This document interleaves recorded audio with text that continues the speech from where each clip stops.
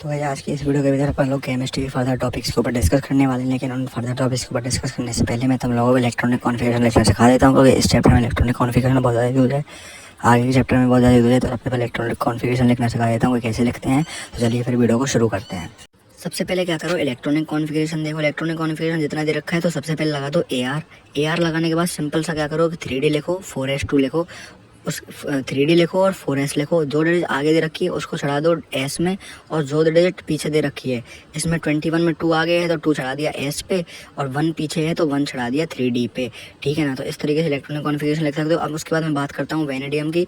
ठीक है, वेनेडियम का कैसे लिखोगे, तो उसके बाद वेनेडियम का तुम लोग ऐसे लिख सकते हो, इसमें 23 है तो 23 में से 18 बैलेंसेस के लिए AR लिख देना आगे। ठीक है, 1s2 2s2 लिखने की कोई जरूरत नहीं है, AR लिख देना आगे। उसके बाद लिखना 3D और 4s। अब कैसे लिखोगे तुम लोग, कैसे लिखना है, 3D और 4s लिख दिया तुम लोगों ने। उसके बाद क्या करो, आगे डिजिट क्या है 2 तो 2 को चढ़ा दो s में, पीछे डिजिट क्या है 3 तो 3 को चढ़ा दो d में। तो इस तरीके से 3D 3 और 4s2 यहाँ पे इलेक्ट्रॉनिक कॉन्फ़िगरेशन हो जाएगा इसका। अब तुम लोग कहोगे भैया 24 में तो 3D 5 और 4s1 दे रखा है।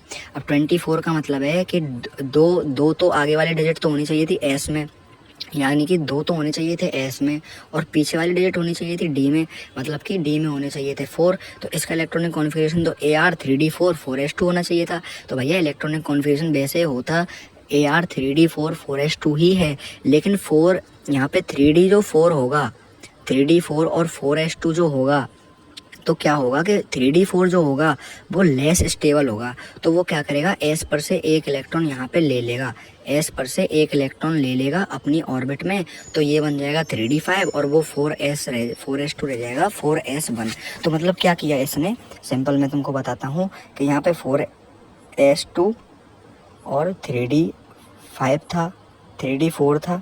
तो यहाँ पे क्या किया इसने, एक इलेक्ट्रॉन यहाँ से ले लिया, तो ये तो बन गया 1 यानी कि 4s1। ठीक है, और यहाँ पे इसके पास एक इलेक्ट्रॉन चला गया तो ये बन गया 3D 5।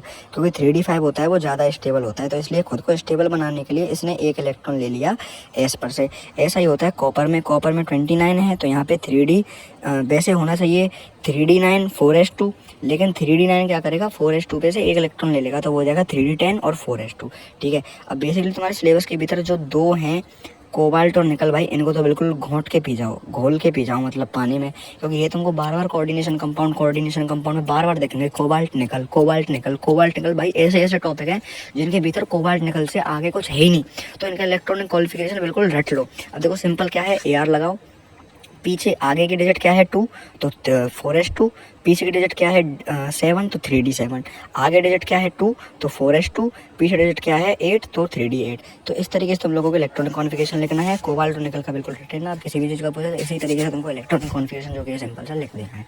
ठीक है ना। आई होप इलेक्ट्रॉनिक कॉन्फ़िगरेशन तुम लोग लिखना सीख गए। इसी ट्रिक का यूज करके तुम किसी का भी इलेक्ट्रॉनिक कॉन्फ़िगरेशन लिख सकते हो। सबसे पहले AR लिख दो, उसके बाद आगे जो डिजिट दे रखी, उसके बाद आगे जो डिजिट दे रखी है उसको s में चढ़ा दो, पीछे जो डिजिट रखी है उसको d में चढ़ा दो। इस तरीके से तुम इलेक्ट्रॉनिक कॉन्फ़िगरेशन देख सकते हो। अब लोग अपन बात करते हैं आगे फर्दर टॉपिक्स की। तो आज के इस वीडियो के भीतर अपन लोग जो फर्दर टॉपिक के ऊपर डिस्कस करने वाले हैं उसका नाम है crystal field splitting. I know कि आप लोगों को ये सही से नहीं दिख रहा है, लेकिन मैं क्या करूँ PDF ही कुछ इस तरीके का बना था, तो इसकी डेफिनेशन तुम लोगों को देखो बेसिकली क्या करना, नोटबुक में से याद करना। मैं बात करता हूँ बिल्कुल पॉइंट टू पॉइंट। सबसे पहले देखो मैग्नेटिक प्रॉपर्टी होती है, मैग्नेटिक प्रॉपर्टी इसको देखो डायरेक्ट याद करो। ठीक है, मैग्नेटिक प्रॉपर्टी क्या होती है, मैग्नेटिक मोमेंट, इसको लिखते हैं अपन लोग म्यू से। इस म्यू को निकालने का एक फॉर्मूला होता है जो कि होता है √n+2, अंडर रूट इंटू में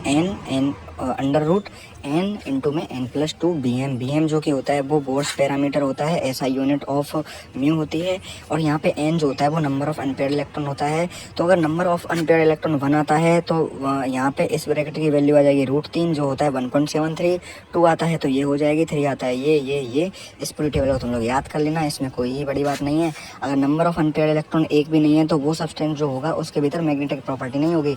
मतलब कि ये ध्यान रखो बस तुम लोग कि अगर कोई कॉम्प्लेक्स है, अगर कोई कोऑर्डिनेशन कंपाउंड है, उसके भीतर अनपेयर्ड इलेक्ट्रॉन हैं तो ही वो मैग्नेटिक प्रॉपर्टी शो करेगा। अगर उसके भीतर अनपेयर्ड इलेक्ट्रॉन नहीं है तो वो मैग्नेटिक प्रॉपर्टी शो नहीं करेगा। तो अगर किसी के भीतर एक भी अनपेयर्ड इलेक्ट्रॉन नहीं है तो वो मैग्नेटिक प्रॉपर्टी शो नहीं करेगा, इसका मतलब डायमैग्नेटिक होगा। किसी के पास अनपेयर्ड इलेक्ट्रॉन है वो 0 से ज़्यादा है तो वो पैरामैग्नेटिक होगा, या कि मतलब इसका मतलब वो मैग्नेटिक प्रॉपर्टी शो करेगा। अब देखो क्या है distribution of electron in d orbital in octahedral complex. अब देखो सिंपल सी चीज़ें बहुत ही आसान तरीके से समझाता हूँ। डिस्ट्रीब्यूशन जो अपन लोग करते हैं इलेक्ट्रॉन्स का वो ऑक्टाहेड्रल में किस तरीके से करते हैं। अब देखो अपन लोगों को पता है 2 तरीके के लिगेंड होते हैं, एक होता है सफल, एक होता है बफल। तो इन दोनों लिगेंड्स के लिए अलग अलग केस होते हैं, एक होता है केस 1। हाँ तो गैस मैं कह रहा था इन दोनों ही लिगेंड्स के लिए अलग अलग केस होते हैं, एक होता है केस 1, एक होता है केस 2। तो सबसे पहले केस 1 की अपन लोग बात करते हैं। देखो केस 1 में क्या होता है, यहाँ पे डी ऑर्बिट है, डी ऑर्बिट में 5 डब्बे हैं, 1 2 3 4 5, ठीक है 5 डब्बे हैं। तो अब इन 5 डब्बों में क्या होता है, सबसे पहले एक इलेक्ट्रॉन आया। देखो मैं पहले कलर चेंज करता हूँ, कलर चेंज कर लिया यहाँ से मैंने, ये सबसे पहले एक इलेक्ट्रॉन आया, तो एक इलेक्ट्रॉन जाएगा नीचे, उसके बाद दूसरा इलेक्ट्रॉन आया, दूसरा इलेक्ट्रॉन भी जाएगा नीचे, उसके बाद तीसरा इलेक्ट्रॉन आया, तीसरा इलेक्ट्रॉन भी जाएगा नीचे। अब सारा का सारा जो खेल होता है वो होता है चौथे इलेक्ट्रॉन पे।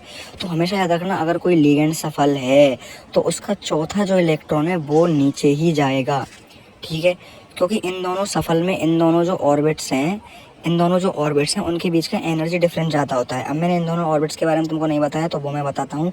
डी ऑर्बिट जो कि होती है वो फर्दर 2 ऑर्बिट्स में डिवाइड होती है, एक ईजी ऑर्बिट होती है, एक T2G ऑर्बिट होती है। T2G ऑर्बिट में 3 डिब्बे होते हैं और ईजी ऑर्बिट में 2 डिब्बे होते हैं, ठीक है, यहाँ पे तुम लोग समझ गए। अब मैं फिर से टॉपिक के ऊपर वापस आता हूँ। तो ये जो चौथे नंबर का इलेक्ट्रॉन है वो हमेशा नीचे आएगा सफल में, ठीक है, वो हमेशा T2G वाली ऑर्बिट में आएगा, क्योंकि सफल जो होता है उसके भीतर इन दोनों ऑर्बिट्स के बीच का जो एनर्जी गैप होता है वो ज़्यादा होता है। तो एक इलेक्ट्रॉन इतना एनर्जी गैप जो कि है वो कवर नहीं कर पाता, तो चौथा इलेक्ट्रॉन सफल में हमेशा नीचे आता है। 5वें नंबर का जो इलेक्ट्रॉन है वो भी नीचे आएगा, 6ठे नंबर का इलेक्ट्रॉन है वो भी नीचे आएगा। अब जो दूसरे नंबर पे खेल होता है वो होता है 7वें नंबर के इलेक्ट्रॉन पे। अब यहाँ पे नीचे के जो दोनों बॉक्सेज हैं, ये जो तीनों बॉक्सेज हैं, सॉरी दोनों नहीं, तीनों जो बॉक्सेज हैं ये पूरे भर चुके हैं, क्योंकि इनमें मैक्सिमम 6 इलेक्ट्रॉन आ सकते हैं, 3 पेयर इलेक्ट्रॉन आ सकते हैं। तो यहाँ पे 6 इलेक्ट्रॉन जो कि वो पेयर होके आ चुके हैं। अब जो 7वें नंबर का इलेक्ट्रॉन है वो क्या जाएगा भाई, बेसिकली सी बात है, वो ऊपर जाएगा, ठीक है। उसके बाद 8वें नंबर का इलेक्ट्रॉन नेक्स्ट डिब्बे में, उसके बाद 9वें नंबर का इलेक्ट्रॉन इसमें और 10वें नंबर का इलेक्ट्रॉन इसमें, ठीक है। यहाँ पे आई होप तुम लोग समझ गए होंगे सफल के भीतर क्या होता है। सफल के भीतर क्या होता है, 1 2 3 4 5 6 7, 1 2 3 4 5 6 यहाँ पे आ जाते हैं, 1 2 3 4 5 6 यहाँ पे आ जाते हैं, और 6 7 8 9 10 यहाँ पे आ जाते हैं, ठीक है ना। आई होप तुम लोग समझ गए होंगे, यहाँ पे आ जाते हैं 7 8 9 10। अब देखो केस 2 में क्या है, हम लोग लेने वाले हैं बफल लिगेंड। तो बफल में क्या होता है, पहले नंबर का जो यहाँ पे सेम वही ऑर्बिट है EG और T2G। तो यहाँ पे बफल में क्या होता है, पहले नंबर का जो इलेक्ट्रॉन है वो नीचे आएगा, दूसरे नंबर का जो इलेक्ट्रॉन है वो भी नीचे आएगा, तीसरे नंबर का इलेक्ट्रॉन है वो भी सिंपली नीचे आ जाएगा। अब यहाँ पे फिर से क्या होता है, ध्यान रखना, हमेशा खेल होता है चौथे और 7वें नंबर के इलेक्ट्रॉन पे, चौथे और 7वें नंबर के इलेक्ट्रॉन पे, ठीक है ना। चौथे और 7वें नंबर के इलेक्ट्रॉन में ऊपर खेल होगा और नीचे होगा चौथे और 6ठे नंबर के इलेक्ट्रॉन में खेल, ठीक है। तो यहाँ पे चौथे नंबर का जो इलेक्ट्रॉन है अब बताओ वो कहाँ पे आएगा। चौथे नंबर का इलेक्ट्रॉन बफल में, याद रखना, ऊपर वाली ऑर्बिट में चला जाता है। मतलब पहले बफल में क्या होगा, पांचों की पांचों ऑर्बिट में सिंगल सिंगल इलेक्ट्रॉन जाएगा, और सफल में क्या होता है, पांचों पहले नीचे वाले 3 ऑर्बिट्स में पूरे भर जाएंगे, उसके बाद दूसरी वाली ऑर्बिट में जाएगा। तो यहाँ पे बफल में क्या होगा, यहाँ पे जो चौथे नंबर का इलेक्ट्रॉन है वो ऊपर चला जाएगा, 5वें नंबर का इलेक्ट्रॉन है वो भी ऊपर चला जाएगा। उसके बाद 6ठे नंबर का जो इलेक्ट्रॉन है वो 6ठे नंबर का इलेक्ट्रॉन क्या होगा, नीचे आ जाएगा, ठीक है। 7वें नंबर का जो इलेक्ट्रॉन है वो नीचे आ जाएगा, 8वें नंबर का जो इलेक्ट्रॉन है वो नीचे आ जाएगा, ठीक है। 9वें नंबर का जो इलेक्ट्रॉन है वो ऊपर चला जाएगा, और 10वें नंबर का जो इलेक्ट्रॉन है वो भी ऊपर चला जाएगा। पहले नंबर का आया नीचे, दूसरे नंबर का आया नीचे, तीसरे नंबर का भी आया नीचे, उसके बाद अपन का जो चौथे नंबर का था वो ऊपर चला गया, 5वें नंबर का भी ऊपर चला गया, 6ठे नंबर का था वो फिर से नीचे आ गया, 7वें का नीचे आ गया, 8वें का नीचे आ गया, 9वें का ऊपर चला गया, 10वें का ऊपर चला गया। तो यहाँ पे होता है ये सिंपल। हाँ भाई, अब देखो इनमें से जो क्वेश्चन आता है वो किस तरीके का आता है। Explain FeCN6 3- contain only 1 unpaired electron and FeH2O6 contains 5 unpaired electron on the basis of C crystal field theory. तो अब भैया तुम कहोगे ये तो क्वेश्चन पढ़ के हमारा दिमाग खराब हो गया, इसमें हम लोग क्या करें। तो भैया बताता हूँ ना मैं किस लिए बैठा हूँ। सबसे पहले तुम लोग क्या करना है, जो 2 कोऑर्डिनेशन कंपाउंड दे रखे हैं उन दोनों कोऑर्डिनेशन कंपाउंड को ले लो। पहला हम लोगों ने यहाँ ले लिया, दूसरा हम लोगों ने यहाँ ले लिया। उसके बाद क्या करना है, कोऑर्डिनेशन कंपाउंड का ऑक्सीडेशन नंबर निकाल लो, कोऑर्डिनेशन नंबर निकाल लो, उसके भीतर का लिगेंड देख लो क्या है, सफल है। उसके बाद देखो भाई साहब, यहाँ पे ऑक्सीडेशन नंबर, कोऑर्डिनेशन नंबर, और यहाँ पे H2O है, बफल है, तो यहाँ पे हम लोगों ने लिगेंड देख लिया कि क्या है। उसके बाद अपन लोग क्या करना है, मैं कलर चेंज करके तुमको सिखाता हूँ बिल्कुल अच्छे तरीके से। यहाँ पे अपन का जो सेंट्रल मेटल एटम है उसको अपन लोगों को लेना है, जो यहाँ पे सेंट्रल मेटल एटम है उसको अपन लोगों को लेना है, और उसका जो सेंट्रल मेटल एटम है अपन लोगों ने ले लिया यहाँ पे। अब इसका जो इलेक्ट्रॉनिक कॉन्फ़िगरेशन होता है वो अपन लोगों को लिखना है। तो मैंने इलेक्ट्रॉनिक कॉन्फ़िगरेशन लिखना है, तो आगे AR ले लेंगे, उसके बाद 3D5 और 4S0। तो यहाँ पे अपन लोग क्या करेंगे, पहले सिंपल इलेक्ट्रॉनिक कॉन्फ़िगरेशन लिखेंगे। यहाँ पे सिंपल इलेक्ट्रॉनिक कॉन्फ़िगरेशन क्या आएगा बताओ, यहाँ पे सिंपल इलेक्ट्रॉनिक कॉन्फ़िगरेशन आएगा 4S2 और 3D 6। अब यहाँ पे क्या है, इसका ऑक्सीडेशन नंबर है वो है 3+। तो यहाँ पे 3 इलेक्ट्रॉन अपन लोग निकालेंगे तो 2 तो यहाँ से निकल जाएंगे और 1 यहाँ से निकल जाएगा। तो ये क्या हो जाएगा 3d5 4s0। उसके बाद अपन लोग क्या करना है, अपन को बनानी है डी नंबर की जो ऑर्बिट है वो वाली। तो डी नंबर की ऑर्बिट में 5 इलेक्ट्रॉन है, तो अपन लोगों ने 5 इलेक्ट्रॉन यहाँ पे इस तरीके से शो कर दिए। यहाँ पे अपन लोगों ने क्या किया, 5 जो इलेक्ट्रॉन है वो इस तरीके से शो कर दिए। ठीक है, 5 इलेक्ट्रॉन यहाँ पे इस तरीके से शो कर दिए। उसके बाद अपन को बनानी है 2 ऑर्बिट्स, नीचे वाली में 3 डब्बे, ऊपर वाली में 2 डब्बे। तो अब अपन लोगों को देखना है कि ये जो लिगेंड है वो है सफल। तो सफल में क्या होता है कि जितने भी इलेक्ट्रॉन होते हैं वो पहले नीचे आते हैं, उसके बाद ऊपर जाते हैं। तो 5 इलेक्ट्रॉन है, तो उसमें अपन लोग क्या करने वाले हैं, 1 इलेक्ट्रॉन नीचे डाल दिया, दूसरा इलेक्ट्रॉन भी नीचे डाल दिया, तीसरा भी नीचे डाल दिया, उसके बाद चौथा नीचे डाला और 5वां भी नीचे डाल दिया। तो भैया यहाँ पे क्या हुआ, 1 इलेक्ट्रॉन जो कि वो अपना अनपेयर बच गया। इसका मतलब अब अपन लोगों को इसको ऐसे भी लिखना होता है, T2G में 5 इलेक्ट्रॉन, EG में 0 इलेक्ट्रॉन। ठीक है, तो यहाँ पे इसका मतलब N इक्वल टू यहाँ पे आ गया 1। इसका मतलब क्या है कि यहाँ पे जो अनपेयर इलेक्ट्रॉन है वो 1 बचा। अब उसके बाद यहाँ पे अपन लोग जो कारीगरी कर रहे थे उसको आगे बढ़ाते हैं। सबसे पहले अपन लोगों ने लिख लिया FeH2O6 3+। ऑक्सीडेशन नंबर इसका 3+ है, कोऑर्डिनेशन नंबर 6 है, H2 अपन लोगों ने देख लिया कि बफल है। तो भैया इसके बाद अपन लोगों को क्या करना है, इसके बाद अपन लोगों को करना है Fe का कोऑर्डिनेशन नंबर अपन लोगों वो लिखना है, electronic configuration. Coordination number electronic configuration लिखना है। इलेक्ट्रॉनिक कॉन्फ़िगरेशन अपन लोगों को लिखने के बाद 3+ है तो 3 इलेक्ट्रॉन निकाल लेने हैं, तो 3d5 4s0 बच जाएगा। उसके बाद एस डी के भीतर जो होती हैं वो 5 ऑर्बिट्स होती हैं। ठीक है, तो 5 ऑर्बिट्स अपन लोगों ने यहाँ पे बना ली। अब ध्यान रखना कि ये H2O है जो वो एक बफल है, ये जो लिगेंड है H2O वो बफल है। तो यहाँ पे इलेक्ट्रॉन किस तरीके से जाएंगे, सबसे पहले 1 चला जाएगा, दूसरा चला जाएगा, तीसरा चला जाएगा और चौथे नंबर का जो इलेक्ट्रॉन है वो ऊपर चला जाएगा और 5 नंबर का भी ऊपर चला जाएगा। अब ये कुछ याद रखने की चीज़ें जो कि भाई साहब याद करनी ही पड़ेंगी। अब यहाँ पे T2G में कितने हैं, 3 इलेक्ट्रॉन है, EG में कितने हैं, 2 इलेक्ट्रॉन है। तो यहाँ पे T2G 3 और EG अपन लोगों ने 2 लिख दिया। अब नंबर ऑफ अनपेयर इलेक्ट्रॉन कितने हैं 5। तो भैया यहाँ पे नंबर ऑफ अनपेयर इलेक्ट्रॉन कितना है 1। तो इसलिए ये क्या है, यहाँ पे यही तो अपन को प्रूव करना था, यही तो अपन को एक्सप्लेन करना था कि यहाँ पे ये जो FeCN6 है ये 1 अनपेयर इलेक्ट्रॉन होता है और इसके भीतर 5 अनपेयर इलेक्ट्रॉन होते हैं। तो यहाँ पे अपन लोगों ने ये सिंपल चीज़ प्रूव कर दी है। अब अपन लोगों का नेक्स्ट क्वेश्चन आता है, वो आता है explain the basis of CFT MnCN6 4- is weakly paramagnetic and MnH2O 0 bracket whole 6 2+ is strongly paramagnetic. अब ये क्वेश्चन क्या कहना चाहता है, ये क्वेश्चन कहना चाहता है कि ये वीकली पैरामैग्नेट है। इसका मतलब इसके भीतर भाई सिंपल सी बात है कि कम अनपेयर इलेक्ट्रॉन होंगे, और ये स्ट्रॉन्गली पैरामैग्नेट है, इसका मतलब इसके भीतर भाई सिंपल सी बात है कि ज़्यादा अनपेयर इलेक्ट्रॉन होंगे। तो अपन लोगों को सिंपल सा वही काम करना है। सबसे पहले ये वाला जो कोऑर्डिनेशन कंपाउंड है, इस वाले कोऑर्डिनेशन कंपाउंड को लिख लो। ठीक है, ये अपन लोगों ने लिख दिया। उसके बाद ये वाला है जो, इसको इधर लिख लो। ठीक है, लिख लिया। उसके बाद ऑक्सीडेशन नंबर निकाल लो, कोऑर्डिनेशन नंबर निकाल लो, यहाँ पे भी ऑक्सीडेशन नंबर निकाल लो, कोऑर्डिनेशन नंबर निकाल लो। उसके बाद देख लो कि यहाँ पे इसमें जो लिगेंड है वो क्या है, लिगेंड क्या है, सफल है। उसके बाद देखो कि इसके भीतर जो लिगेंड है वो क्या है, वो बफल है। यहाँ पे अपन लोगों ने देख लिया। तो इसके बेसिस पे अपन लोगों ने फिर क्या किया, Mn जो कि है वो 25वें नंबर पे आता है। तो Mn का अपन लोगों ने इलेक्ट्रॉनिक कॉन्फ़िगरेशन लिखा। सबसे पहले इलेक्ट्रॉनिक कॉन्फ़िगरेशन अपन लोग इसका लिख देंगे 4s2 3d5। उसके बाद ये क्या है, इसका ऑक्सीडेशन नंबर +2, इसका मतलब इसमें से 2 इलेक्ट्रॉन निकले हैं। तो 3d5 4s2 था, वैसे सिंपल इलेक्ट्रॉनिक कॉन्फ़िगरेशन। अब 2 इलेक्ट्रॉन निकलने के बाद क्या आ जाएगा 3d5 4s0। ठीक है, उसके बाद यहाँ पे ये वाला आ गया, तो इसमें भी M25 है, तो यहाँ पे भी ऑक्सीडेशन नंबर +2 है, तो इसका भी सिमिलर इलेक्ट्रॉनिक कॉन्फ़िगरेशन हो जाएगा। उसके बाद अपन लोगों को यहाँ पे देखना है कि ये एक सफल है। इनको तुम लोग सेपरेट करना, मैं तुमको एक साथ बता रहा हूँ, तुम लोग सेपरेट करना। इसको पहले अभी हटा देते हैं, पहले अपन तुमको इसका बताता हूँ।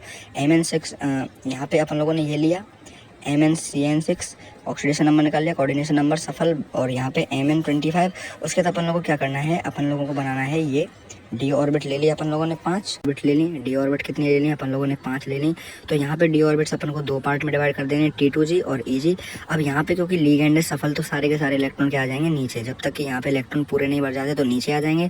तो 1 इलेक्ट्रॉन को रख दिया, दूसरे को रख दिया, तीसरे को रख दिया, उसके बाद चौथे को रख दिया और उसके बाद 5वें को रख दिया। ठीक है ना, तो उसके बाद इस तरीके से T2G और EG 0 हो गया। तो यहाँ पे अनपेयर इलेक्ट्रॉन कितना बचा बन गया, 1 अनपेयर इलेक्ट्रॉन बचा। तो भाई सिंपल सी बात है, इसके भीतर 1 अनपेयर इलेक्ट्रॉन बचा, तो इसलिए ये क्या है, वीकली पैरामैग्नेट है। ठीक है ना, उसके बाद ये जो आता है दूसरा, ये आ जाता है MnH2O6। इसका ऑक्सीडेशन नंबर निकाल लो, कोऑर्डिनेशन नंबर निकाल लो, इसको H2O को देख लो क्या है, और उसके बाद इसका इलेक्ट्रॉनिक कॉन्फ़िगरेशन लिख दो। ठीक है ना, उसके बाद डी के भीतर 5 ऑर्बिट्स हैं, तो डी के भीतर देखो कितने इलेक्ट्रॉन है, यहाँ पे डी के भीतर 5 इलेक्ट्रॉन है, तो 5 इलेक्ट्रॉन यहाँ पे जमा दिए। अब उसके बाद क्योंकि ये बफल है, क्योंकि क्या है, ये बफल है एक। तो बफल में क्या होता है, सबसे पहले एक इलेक्ट्रॉन नीचे जाएगा, दूसरा नीचे जाएगा, तीसरा नीचे जाएगा, उसका चौथा इलेक्ट्रॉन जो कि वो ऊपर चला जाएगा और पांचवा भी ऊपर चला जाएगा, ठीक है ना। तो इसमें क्या हो जाएगा, T2 G3 और Eg2, तो N यहाँ पे अनपेड इलेक्ट्रॉन 5 है, तो इसलिए ये क्या होगा, स्ट्रांगली पैरामैग्नेटिक। पैरामैग्नेटिक वो होते हैं जो मैग्नेटिक प्रॉपर्टी शो करते हैं, तो जितने अनपेड इलेक्ट्रॉन उतना ज़्यादा मैग्नेटिक पैरामैग्नेटिक। तो इसमें एक इलेक्ट्रॉन था तो इसलिए वीकली पैरामैग्नेटिक, इसमें ज़्यादा इलेक्ट्रॉन थे इसलिए क्या हो गया, ये हाईली पैरामैग्नेटिक हो गया, या फिर क्या कह सकते हैं हम इसे, स्ट्रांगली पैरामैग्नेटिक हो गया। अब यहाँ पे जो मेन मोस्ट इंपॉर्टेंट टॉपिक आता है वो आता है कलर ऑफ कॉम्प्लेक्स कंपाउंड। अब देखो सिंपली मैं इसको क्या बताता हूँ कि कलर ऑफ कॉम्प्लेक्स कंपाउंड क्यों होता है, कॉम्प्लेक्स कंपाउंड जो क्या होते हैं वो कलर क्यों शो करते हैं। तो मैं ऊपर वाली इसके बेसिस पर ही तुमको समझाता हूँ। देखो क्या होता है, यहाँ पे ये इलेक्ट्रॉन भरे हुए हैं, तो इलेक्ट्रॉन क्या होगा, इस नीचे वाली स्टेट से ऊपर वाली स्टेट में, मतलब इसमें जाएगा। देखो मैं तुमको दोबारा से बताता हूँ, इसमें से इसमें जाएगा, तो इसमें से जब इसमें जा रहा होगा तो वो एक पर्टिकुलर वेवलेंथ की लाइट को एब्जॉर्ब करेगा, ठीक है। अब पर्टिकुलर वेवलेंथ की लाइट को उसने ऑब्जॉर्व करा, मतलब तुम ये समझ लो सिंपल कि उसने कोई कलर ऑब्जर्व करा, मतलब वो नीचे से जब ऊपर जा रहा था तो उसने कोई कलर ऑब्जर्व करा। अब वो जब ऊपर से दोबारा से नीचे आएगा तो वो उस वाले कलर का जो कॉम्प्लीमेंट्री कलर होगा उसे एमिट करेगा। मतलब देखो सिंपल से एग्जांपल देके बताता हूँ, अगर वो ऊपर जाते वक्त रेड लाइट को एब्जॉर्व कर रहा है तो वो पर्पल कलर नीचे आएगा तब वो पर्पल कलर छोड़ेगा। तो इसके बेसिस पे देखो, the colour of the complex is complementary colour of absorb colour. जो एब्जॉर्ब कलर करके जाएगा उसका जो कॉम्प्लीमेंट्री कलर होगा वो वापस आते वक्त निकालेगा। अब ये जो क्वेश्चन है वो तुम्हारे बोर्ड एग्जाम में भी आएगा और तुम्हारे स्कूल में जो मंथली टेस्ट वगैरह होते हैं उनके भीतर भी आएगा ही आएगा, तो ये मोस्ट इंपॉर्टेंट लगा के चलो। अब क्वेश्चन क्या पूछेगा, वो तुमसे पूछेगा explain colour of TiH2O6 complex on the basis of CFT। इस क्वेश्चन का मतलब ये है, देखो इसमें तुमको कलर का नाम नहीं बताना होता है कि वो कौन सा कलर छोड़ेगा, ठीक है, वो कौन सा कलर छोड़ेगा, बेसिकली ये चीज़ें नहीं बतानी होती हैं। इसमें क्या बताना होता है कि इसमें क्या बताना होता है कि ये जो कॉम्प्लेक्स है ये कलर क्यों शो करेगा। तो इसमें कलर क्यों शो करेगा, the colour of the complex is due to presence of unpair electron and D transfer. मतलब देखो कलर हमेशा वही कंपाउंड शो करेगा जिसके भीतर अनपेयर इलेक्ट्रॉन होगा, क्योंकि अनपेयर इलेक्ट्रॉन ही नीचे से ऊपर जाएगा, पेयर इलेक्ट्रॉन कभी भी नीचे से ऊपर नहीं जाएगा। अनपेयर इलेक्ट्रॉन ही यहाँ नीचे वाली स्टेट से ऊपर वाली स्टेट में जाएगा और ऊपर वाली स्टेट से नीचे वाली स्टेट में आएगा। तो इसी को अपन लोग डी ट्रांजिशन कहते हैं, नीचे से ऊपर जाना और ऊपर से नीचे आने को डी ट्रांजिशन कहते हैं। तो कलर किस लिए शो करता है, कलर शो करता है, एक सेकंड में दोबारा से उसको निकालता हूँ। कलर किस लिए शो करता है, कलर इसलिए शो करता है, कलर शो करता है due to presence of unpair electron and D transition, ठीक है। अब देखो मैं सिंपल सा, देखो तो मैं क्वेश्चन बताता हूँ, ये तो देखो सिंपल सी चीज़ थी, ये तो मैं नहीं लिखनी है, ठीक है ना, मतलब लिखना चाहो तो लिख सकते हो, लेकिन क्वेश्चन आएगा ये वाला कि explain colour of TiH2O complex on the basis of CFT। तो तुम लोगों को कैसे लिखना है वो मैं तुम्हें समझाता हूँ। सबसे पहले तुम्हें बनाना है कोऑर्डिनेशन कंपाउंड, उसका ऑक्सीडेशन नंबर निकाल देना है, कोऑर्डिनेशन नंबर निकाल लेना है, और ये जो है TiH2O ये है ऑक्टाहेड्रल। देखो ऑक्टाहेड्रल याद रख लो कि ऑक्टाहेड्रल तुम्हें लिखना है, ठीक है, रट लो इसको, बिल्कुल रट लो, बिल्कुल रीजन याद मत रखो क्यों है, बस रट लो, क्योंकि एक दो ही एग्जांपल है तुम्हारी NCERT के भीतर, इनको रट लो भाई। देखो इतना दिमाग में जाओगे इसका ऑक्टाहेड्रल ऐसे ऐसे ऐसे ऐसे होता है, भाई सिंपल याद करो। Oxidation number 3, coordination number 6, octahedral है, सीधी सी बात है। कोऑर्डिनेशन और ऑक्सीडेशन नंबर तुम लोग सिंपली निकाल सकते हो, इसको याद रख लो, ऑक्टाहेड्रल है। अब तुम लोग क्या करना है, सबसे पहले इसका लिखना है इलेक्ट्रॉनिक कॉन्फ़िगरेशन। अब ये है Ti3+, ठीक है, तो Ti3+ का जो एटॉमिक वो अपन इलेक्ट्रॉनिक कॉन्फ़िगरेशन लिखेंगे वो कैसे लिखेंगे, सबसे पहले Ti का इलेक्ट्रॉनिक कॉन्फ़िगरेशन क्या हो जाएगा, Ti का हो जाएगा 3s2 4d2, ठीक है, 3 इलेक्ट्रॉन निकाल लेंगे तो S में से 2 चले जाएंगे, D में से 1 चला जाएगा, तो 3d1 यहाँ पे इलेक्ट्रॉनिक कॉन्फ़िगरेशन बच जाएगा, AR3d1 यहाँ पे इलेक्ट्रॉनिक कॉन्फ़िगरेशन बच जाएगा। उसके बाद तुमको क्या करना है, यहाँ पे ऐसे एक लाइन खींचनी है, यहाँ पे ऐसे एक लाइन खींचनी है। अब यहाँ पे जो ऑर्बिट्स है T2G और EG उसको तुम लोगों को इस तरीके से शो करना है डॉटेड लाइन के फॉर्म में, ठीक है। अब यहाँ पे एक अनपेयर इलेक्ट्रॉन बचा D वाली में, तो यहाँ पे तुम लोगों ने 5 पहले ऐसे ऑर्बिट बनाई और एक अनपेयर इलेक्ट्रॉन बना दिया इस तरीके से। अब क्या होगा, यहाँ पे ये तुमको ऐसी लाइन बनानी है, नीचे लिखना है ब्लू ग्रीन और यहाँ पे लिखना है HB, ठीक है। अब क्या होगा, यहाँ पे ये इलेक्ट्रॉन जो कि है वो ऊपर चला जाएगा EG वाले में, ठीक है, और यहाँ पे तुमको इस तरीके से ये शो कर देना है, बस सिंपल। अब ऐसा क्यों हुआ, देखो समझने वाली चीज़ें होती हैं, कुछ चीज़ें देखो देखनी पड़ती हैं खुद को ही। अब ये देखो समझने वाली चीज़ें, मैं बताता हूँ तुम्हें क्या हुआ। सबसे पहले तुम लोगों ने ये डिटेल निकाल दी, oxidation number, coordination number, octahedral, यहाँ पे इलेक्ट्रॉनिक कॉन्फ़िगरेशन लिख दिया। उसके बाद D ऑर्बिट में देखो कितने इलेक्ट्रॉन है, खाली एक इलेक्ट्रॉन है, तो एक इलेक्ट्रॉन यहाँ पे बनाया। उसके बाद ये लाइन करके ब्लू ग्रीन लिख दिया नीचे, और उसके बाद ये तुम लोगों ने इस वाले इलेक्ट्रॉन को ऊपर पहुंचा दिया। ये सिंपल चीज़ लिखा बना के, और तुम्हें ये चीज़ लिखनी है कि TiOH2 is a octahedral complex in Ti3+ has 1 unpaired electron. Ti3+ में कितना था? 1 अनपेयर्ड इलेक्ट्रॉन था, ठीक है। तो 1 unpaired electron is present which is in T2G level. तो वो किस में होगा? T2G लेवल में होगा। तो when it absorb blue green region light, तो वो ब्लू ग्रीन रीजन जो लाइट है, यहाँ पे देखो ये जो लाइट दे रखी है, ब्लू ग्रीन रीजन लाइट को एब्जॉर्ब करेगा, और ब्लू ग्रीन रीजन लाइट को एब्जॉर्ब करने के बाद वो चला जाएगा ऊपर। तो यहाँ पे वही चीज़ लिख रखी है। तो it absorb blue green region light and excited from T2G। यहाँ पे T2G से वो कहाँ चला जाएगा? EG में। Excited from T2G to EG and emits violet colour, so it appears violet in colour. अब क्वेश्चन जो तुम्हारे मंथली टेस्ट वगैरह क्लास के टेस्ट में आएगा वो इस तरीके से ही आएगा कि ये बताओ कि TiH2O6 3+ है, वो किस तरीके, वो वॉयलेट कलर क्यों शो करता है। तो तुम्हें सबसे पहले देखो ये करना है, ये पूरा फर्स्ट स्टेप है। उसके बाद ये सेकंड में तुमको एक इलेक्ट्रॉन नीचे T2G में शो करना है। उसके बाद वो ब्लू ग्रीन HB करके और ऊपर चल पहुंच जाएगा वो वाला इलेक्ट्रॉन। फिर उसके बाद तुम्हें ये डिटेल लिखनी है कि वो ब्लू ग्रीन लाइट को तो एब्जॉर्ब करेगा और एक्साइटेड होके ऊपर वाली जो T2G वाली ऑर्बिट है, T2 और EG ऑर्बिट है, उसमें चला जाएगा T2G से। और वो जब और वो emits violet colour, so it appears violet in colour, ठीक है ना। तो ये तुमको चीज़ इसमें पेपर के भीतर लिखनी है आंसर में। तो ये सिंपल सी चीज़ है। उसके बाद देखो एप्लीकेशन ऑफ कॉम्प्लेक्स कंपाउंड, इनमें से भी तुम्हारे टेस्ट के भीतर एक आएगा। 7 एप्लीकेशन बताने वाला हूँ, बहुत इजी सी। उनमें से तुम्हारे टेस्ट के भीतर एक एप्लीकेशन आने वाली है, लिख के ले लो। तो उनमें क्या करेगा, मंथली टेस्ट वगैरह जो भी तुम्हारे क्लास में टेस्ट होते हैं उनके भीतर भी आएगा, या फिर तुम्हारे जो भी ट्यूशन वगैरह में या फिर जो भी बोर्ड होते हैं उनके भीतर भी आएगा, लिख के ले लो, ठीक है ना। तो यहाँ पे क्या करेगा, एप्लीकेशन ऑफ कॉम्प्लेक्स कंपाउंड में वो तुमको देगा, वो तुमसे देखो ये 7 चीज़ें हैं, जैसे हीमोग्लोबिन हो गया, क्लोरोफिल हो गया और विटामिन B12 हो गया। तो वो क्या करेगा, वो तुमसे पूछेगा, एक सेकंड, अपन लोग ऊपर पहुंच गए, मैं दोबारा से नीचे जाता हूँ। तो वो तुम लोगों से क्या पूछेगा, वो तुम लोगों से पूछेगा एप्लीकेशन ऑफ कॉम्प्लेक्स कंपाउंड है, ठीक है। तो वो तुम लोगों से पूछेगा हीमोग्लोबिन के भीतर सेंट्रल मेटल एटम बताओ। तो वो तुम लोगों से जब ऐसा क्वेश्चन आया कि हीमोग्लोबिन के भीतर सेंट्रल मेटल एटम बताओ, तुम लोग लिख देना आयरन। अब यहाँ पे हीमोग्लोबिन क्या करता है, इट इज ऑक्सीजन कैरियर। अब तुम लोग से ये भी पूछ सकता है एक हीमोग्लोबिन का फंक्शन बताओ, तो तुम लोग क्या लिखोगे, इट इज ऑक्सीजन कैरियर। तो पेपर के भीतर देखो क्वेश्चन ऐसे कोई फिक्स नहीं है, कैसे भी आ सकता है। ये भी पूछ सकता है हीमोग्लोबिन का सेंट्रल मेटल एटम बताओ, तो सेंट्रल मेटल एटम जब पूछे तो आयरन लिख देना। अगर वो पूछे कि हीमोग्लोबिन का काम क्या होता है, तो तुम लोग लिख देना इट इज ऑक्सीजन कैरियर, ठीक है। उसके बाद सेकंड आपके पेपर में पूछ सकता है क्लोरोफिल। ये 7 बताऊंगा मैं, 7 में से कोई सा भी आ सकता है, फिक्स नहीं है कौन सा आएगा, 7 में से कोई सा भी आ सकता है, ठीक है। तो उसके बाद देखो सेकंड नंबर का है क्लोरोफिल। तो क्लोरोफिल में तुम्हें क्या करना है, क्लोरोफिल में जो सेंट्रल मेटल एटम, जैसे मान लो तुमसे बोल दिया क्लोरोफिल के भीतर सेंट्रल मेटल एटम बताओ, what is central metal atom in chlorophyll. तो तुम्हें क्या लिखना है, मैग्नीशियम। और ये क्लोरोफिल किसके लिए रेस्पॉन्सिबल होता है, रेस्पॉन्सिबल फॉर फोटोसिंथेसिस। अगर वो ऐसे पूछ ले कि what is the function of chlorophyll, तो तुम्हें क्या लिखना है, रेस्पॉन्सिबल फॉर फोटोसिंथेसिस। उसी तरीके से विटामिन B12 में जो कि सेंट्रल मेटल एटम होता है वो कोबाल्ट है। ये क्या करता है, एंटी परनीशियस फैक्टर इसमें काम आता है। अब देखो ये मेरे को नहीं पता एंटी फर्नीचर फैक्टर क्या होता है, लेकिन ये तुम्हें याद रखना है, क्योंकि पेपर में अगर पूछ लिया कि what is central metal atom of vitamin B12, तो तुम्हें लिखना है क्या, कोबाल्ट। अगर पूछ लेता है what is the function of vitamin B12, तो तुम्हें लिखना है एंटी फर्नीशियस फैक्टर। उसके बाद 4th नंबर का जो आता है वो आता है सिस्प्लेटिन।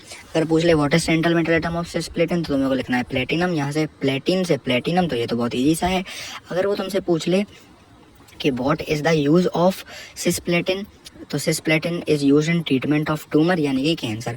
अब 5th नंबर का आ जाता है EDTA। तो EDTA इंपॉर्टेंट है, पेपर में बिल्कुल पूछा जा सकता है। तो इसमें क्या करेगा, वो पूछेगा कि what is the function of EDTA। तो EDTA खुद एक लिगेंड है, ठीक है ना। तो इसका सेंट्रल मेटल एटम तो होगा नहीं, लिगेंड सेंट्रल मेटल के साथ बॉन्ड बनाता है, लिगेंड के भीतर खुद थोड़ी सेंट्रल मेटल एटम होता है। तो इसका वो तुम लोगों से सिर्फ फंक्शन ही पूछ सकता है। फंक्शन क्या पूछेगा, what is the function of EDTA। तो तुमको क्या लिखना है, it is used in treatment of lead poisoning. Lead poisoning एक तरीके की बीमारी होती है जिसके भीतर EDTA का यूज किया जाता है। अब सेकंड वो पूछ लेगा Na2EDTA का, what is the use of Na2EDTA। तो तुम लोग क्या लिखना है, it is use in estimation of hardness of water. Water की जो हार्डनेस होती है उसे कम करने के लिए, यानी उसमें फ्लोराइड वगैरह हटाने के लिए Na2EDTA का यूज किया जाता है। 7वें नंबर में क्या करेगा, राइजोडियम कॉम्प्लेक्स ब्लिंकिंग, इसको ब्लिंकिंग कैटेलिस्ट भी कहते हैं, RsCl3 PH3P3। तो ये पूछ लेगा भैया इसका यूज बताओ। तो इसका यूज, या फिर वो ऐसे पूछ लेगा कि इसका फॉर्मूला बताओ। तो फॉर्मूला तुम लोगों को लिख देना। अगर यूज पूछे तो इसका लिख देना it is use in hydrogenation of alkene. तो आई होप तुम लोगों को आज की क्लास समझ में आ गई होगी भाई। एक बार जरूर से खुद के साथ प्रैक्टिस कर लेना इस पूरी क्लास को, तो तुम लोग बहुत अच्छे से सारी चीज़ सीख जाओगे। इलेक्ट्रॉनिक कॉन्फ़िगरेशन मैंने तुम लोगों को लिखना सिखाई दिया कैसे लगते हैं भाई, बिल्कुल सिंपल से मेरे साथ रहोगे तो एकदम चिल रहोगे। बस वीडियोस को देखते जाओ, प्रैक्टिस करते जाओ। आध घंटे की वीडियो होती है, आध घंटे की वीडियो देखो और उस आध घंटे की वीडियो को खुद से सॉल्व करो। आध घंटे मुश्किल से सॉल्व करने में लगेगा तो तुम लोगों के जो कॉन्सेप्ट है वो बिल्कुल क्लियर हो जाएंगे। 6 से 7 दिन के भीतर चैप्टर पूरा होता है भाई। अब इस चैप्टर का ये देखो 5 या फिर छठा पार्ट है, ठीक है, यानी कि 5 या 6 दिन। अब 2 पार्ट और बचे इस चैप्टर के, जो कि कल आ जाएगा और एक आ जाएगा परसों। परसों संडे है तो दिन में आ जाएगा, ठीक है ना। उसके बाद मैं तुम लोगों को संडे के दिन शाम को इसके जो इंपॉर्टेंट क्वेश्चन है वो बता दूंगा। इसके हिसाब से अपना चैप्टर हो जाएगा बिल्कुल ही बिल्कुल कंप्लीट। तो मिलता हूँ नेक्स्ट वीडियो में, तब तक के लिए take care and bye bye.